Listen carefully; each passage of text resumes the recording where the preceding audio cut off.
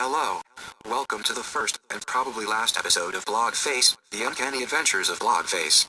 I am your host, Blogface. I will be discussing today a Henry Jenkins excerpt titled Never Trust a Snake, which discusses the WWF as a masculine melodrama.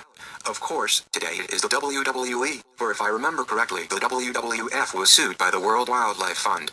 And the rest is history. Part of the misunderstood phenomena of wrestling is its strange status as a superhero film. These are men who are handling their confrontational disputes the way we always wish we could, but thanks to law of justice, never can. The narrative that exists within the realm of wrestling is a special one that allows rules to be broken without permanent consequence. In a realm of expanded narrative and anything goes aptitude, we are seeking the creative way to treat acts of deviance with a certain alleviation in exploration of exotic ways of storytelling. We should allow the deviant, because it is that much further removed from reality.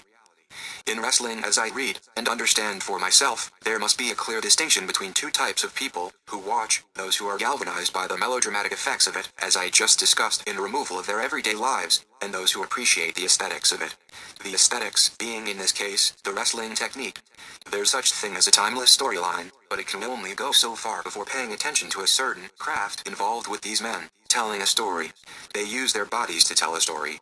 This is a rare case where art appreciators and sports appreciators are unified as one harmonious force.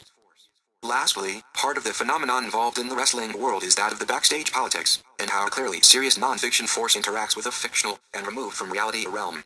How does the creation of a fantasy get in the way of the actual fantasy itself? Take for instance a popular wrestling event I researched, the Montreal Screwjob.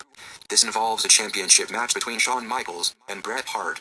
The script had it for Bret to drop the belt before leaving the WWF, but there was fear he would not, and quit with the belt, taking it forever. What the owner, Vince McMahon, did, along with Michaels, was make it a work, where in the storyline Michaels got a win, but unfairly. This in turn spits in the face of the years of work Bret Hart put in, so not only does his character feel the sting of fantasy defeat, but his career and soul does as well.